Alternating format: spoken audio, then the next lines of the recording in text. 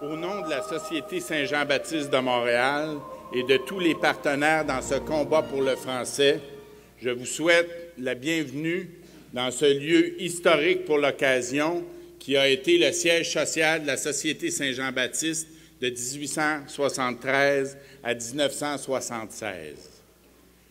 Pour commencer, j'inviterai toutes celles et tous ceux qui ont déjà reçu une contravention pour excès de vitesse à lever la main. Personne n'aime ça, pas vrai? Mais qu'on roule en Ferrari ou en Hyundai Accent, nous sommes tous égaux devant la loi. L'argent n'achète pas le droit d'ignorer les limites de vitesse. L'argent n'achète pas le droit de violer la loi. Pourtant, il y a des juges à Ottawa qui ont décidé que la loi 101 a un prix et que ceux qui en ont les moyens financiers peuvent la contourner.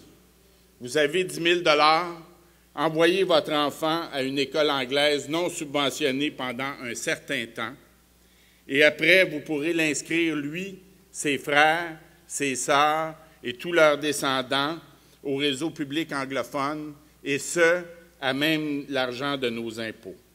C'est ça que nous disent les juges de la Cour suprême du Canada. En fait, c'est encore pire.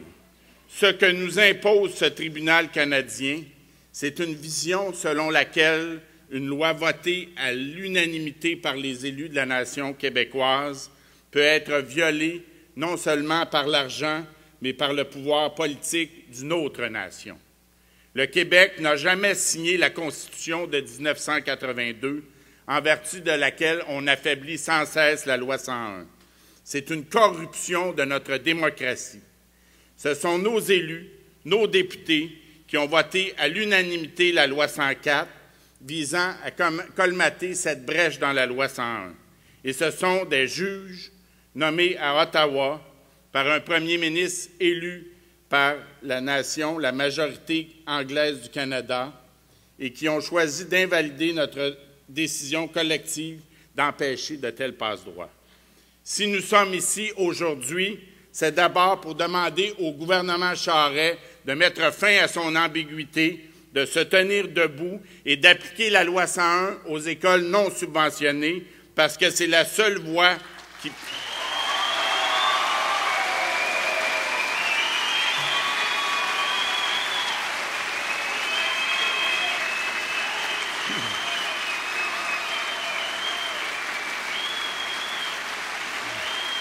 Parce que c'est la seule voie qui permet de colmater cette brèche qui menace notre avenir en tant que peuple.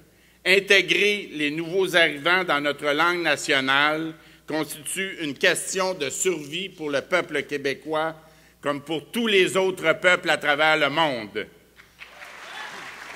Mais la Charte de la langue française a été attaquée et affaiblie plus de 200 fois jusqu'au jugement de la Cour suprême invalidant la loi 104.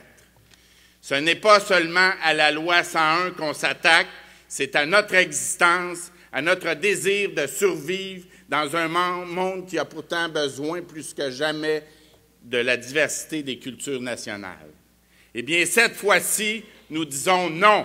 Non à la Cour suprême, non à nos politiciens mollassons qui voudraient encore une fois courber l'échine et jouer à l'autruche. Nous disons oui à l'avenir du français au Québec, oui à l'inclusion de tous les citoyens dans un Québec français et libre.